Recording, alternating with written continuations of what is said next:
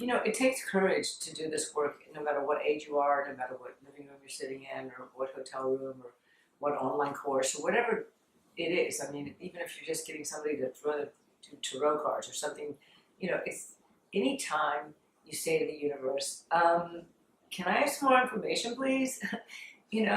Whatever source you go to access that information, hallelujah, whatever that source is, it's the fact that you're looking, the fact that you know that there's a way to listen, that if you only had access to fine tune that listening, you could pick up a different channel. And the way frequency works, that channel could actually be everything. You know how they say that there's no such thing as time or space.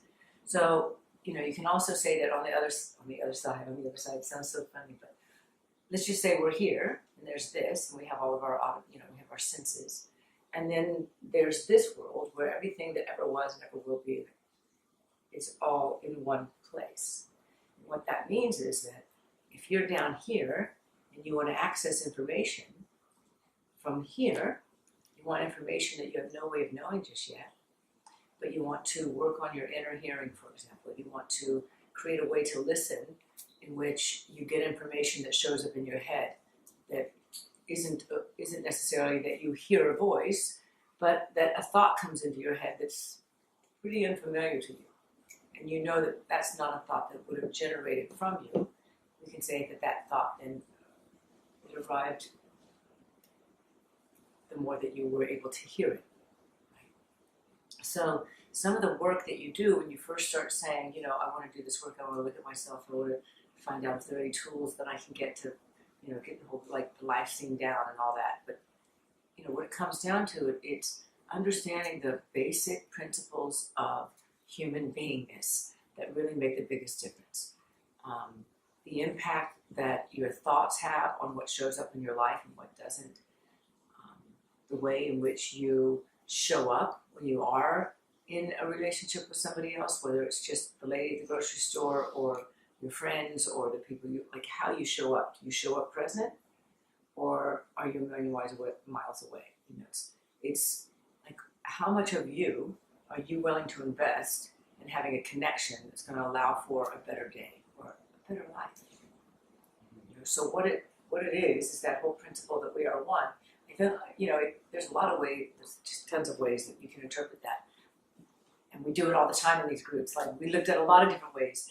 But, so, even if you just take that one piece of the thoughts that you think about yourself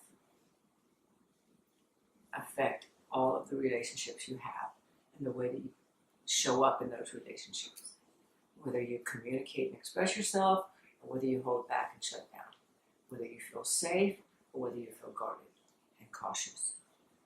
Right? So one of the biggest places to go when you want to start to make a change in your life is inside. You go in as a way to get out. It's it's the same thing like with the book. You can buy a book, but if you don't read the book, it's not going to do you much good, right?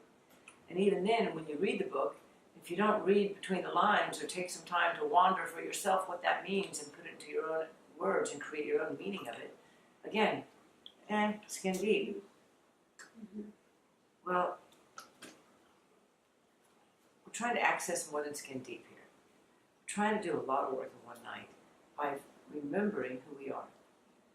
I say remembering because I think over time, that whole thing where we react to something that happens and then we feel like we did something wrong, right? Mom gets mad for something else, she blames us, we're 2 years old, we didn't do anything, mom's mad, what did I do? Why is everybody so bad? It's just sometimes it doesn't have to be a big, oh my God, that happened.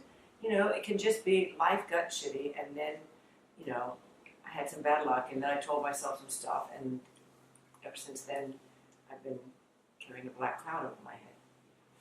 It's really sometimes easier than you think to dismantle the thoughts that we ourselves have prescribed to about ourselves being either not good enough, not smart enough, not thin enough, not rich enough, not tall enough, not whatever that is. And part of it is conditioning, yes.